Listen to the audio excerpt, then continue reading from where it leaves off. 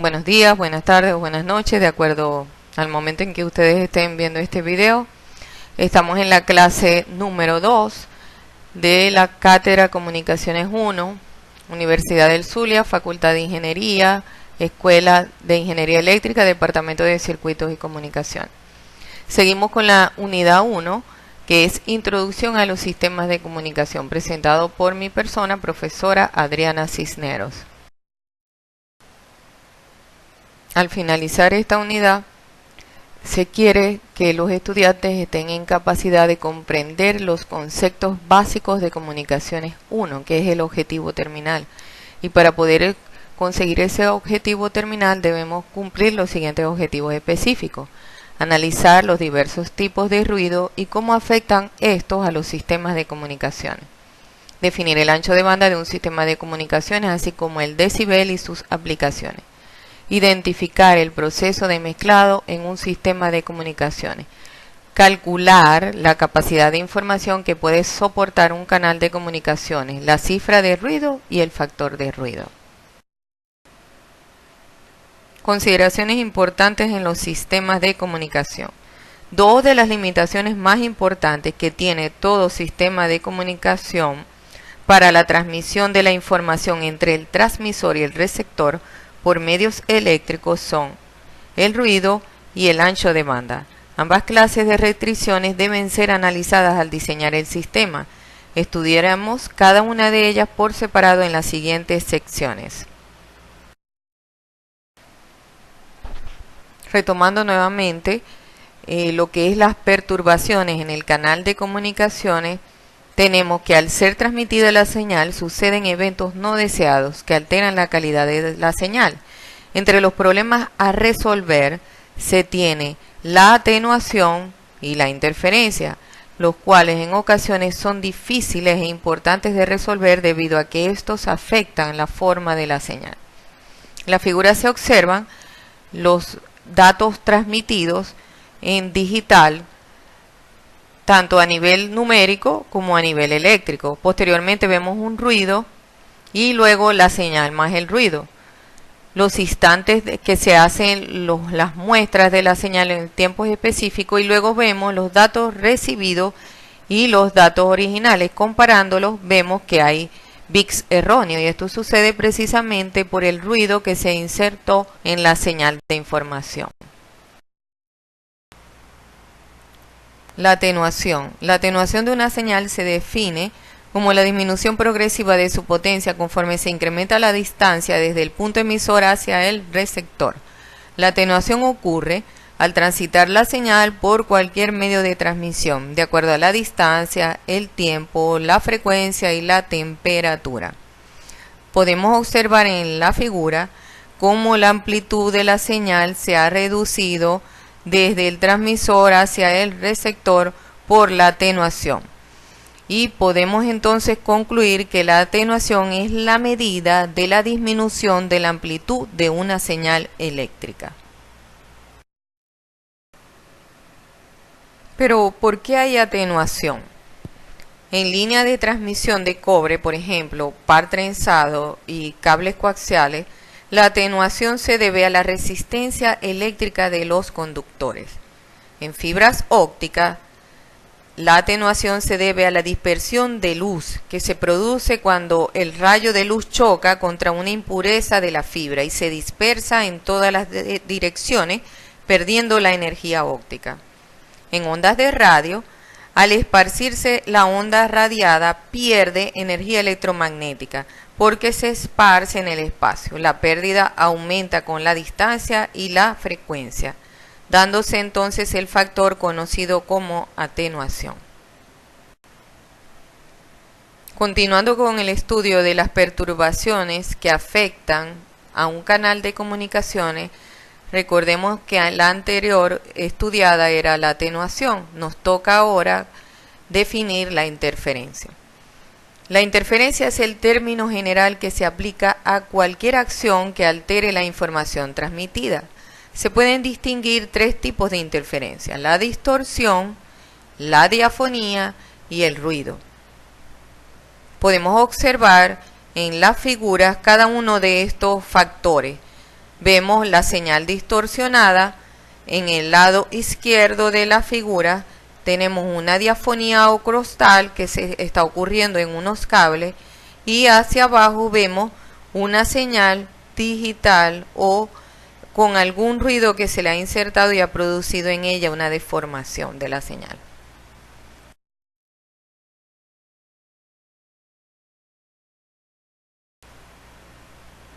Seguimos con las definiciones de los tipos de interferencia. La diafonía.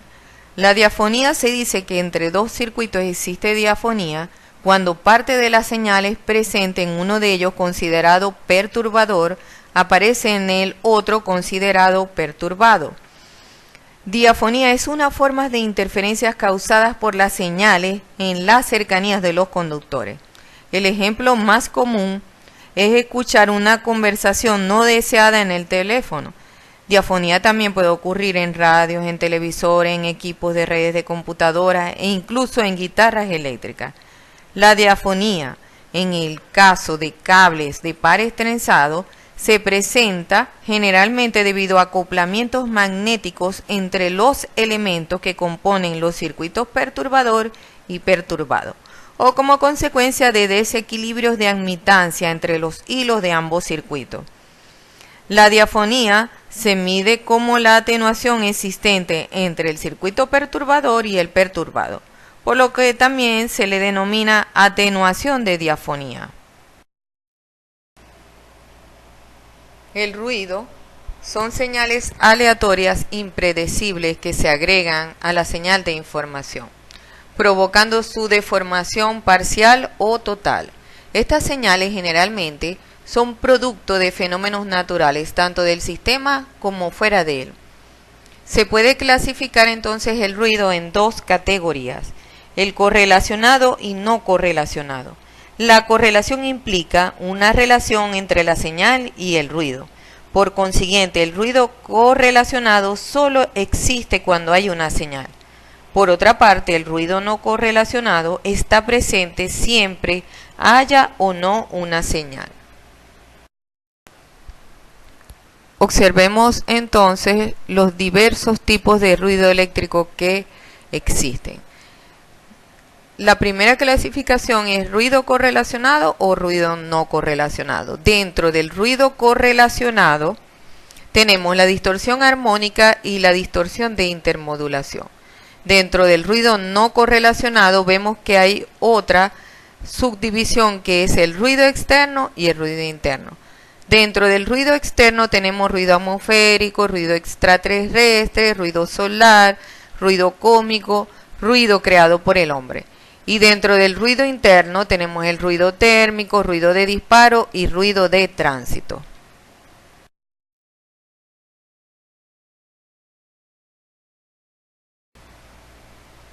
Definamos ancho de banda. El ancho de banda es la porción del espectro electromagnético que ocupa una señal. También es la cantidad de señal máxima que se puede procesar correctamente en un límite de tiempo. Para señales analógicas, el ancho de banda es la anchura medida en Hz del rango de frecuencias en el que se concentra la mayor parte de la potencia de la señal. Observamos que denotamos el ancho de banda como AB y es igual a la frecuencia más alta menos la frecuencia más baja. Por otra parte, el ancho de banda es el rango de frecuencias mínimo requerido para propagar la información de la fuente al canal y debe ser lo suficientemente grande para pasar todas las frecuencias significativas de la información.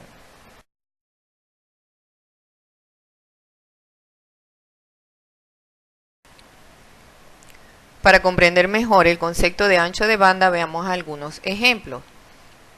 Comencemos. Una señal periódica se descompone en 5 ondas seno, con frecuencias de 100, 300, 500, 700 y 900 Hz. Calcule su ancho de banda y dibuje el espectro. Todos los componentes tienen una amplitud pico de 10 voltios. Vemos en la figura respuesta que todos los impulsos que aparecen allí tienen una amplitud de 10 y están representados con las frecuencias que se le asignaron a cada uno de ellos. Si hacemos la diferencia entre el impulso que tiene una frecuencia de 900, que es el más alto, menos el inferior, que es de 100, esta diferencia nos da el ancho de banda, resultando de 800 Hz. Segundo ejemplo, veamos, el ancho de banda de una señal es 20 Hz. La frecuencia más alta es 60 Hz. Calcule la frecuencia más baja y dibuje el espectro. La señal contiene todas las frecuencias integrales de la misma amplitud. Al irnos hacia la respuesta, no conocemos la amplitud, lo que podemos hacer es dibujarla en forma general como que todas son iguales en amplitud, pero desconocemos su valor. Sabemos que la más alta es 60 y sabemos que su ancho de banda es 20, que tenemos que hacer desde la frecuencia más alta, bajamos 20, de 60, 59, 58, 57, etcétera, hasta llegar a 40. Porque sabemos que su ancho de banda es 20. Entonces, si bajamos de 60 a 40, vamos a tener la resta de 60 menos 40 nos da 20 Hz. Por lo tanto, la frecuencia más baja es 40 Hz. Para el tercer ejemplo, tenemos una señal compuesta periódica, la cual tiene un ancho de banda de 200 kHz. Tiene una frecuencia media o central de 140 kHz y una amplitud pico de 20 voltios. También nos dicen que las dos frecuencias extremas tienen una amplitud de 0. Dibuje el dominio de la frecuencia de la señal. Podemos observar que aparece un triángulo debido a que nos estaban diciendo que tenía un pico, una amplitud pico de 20 voltios y como es 0 en los extremos se dibujó un triángulo. Al conocer la frecuencia central y su ancho de banda, entonces nosotros podemos restar 200 menos 140 kHz nos dará la señal con frecuencia más baja y la frecuencia con más alta será entonces la suma de 200 más 140 kHz, pudiendo entonces dibujar la figura utilizando el concepto de ancho de banda. Espero que estos ejemplos les hayan aclarado un poco más lo que es el ancho de banda dentro de un sistema o una señal.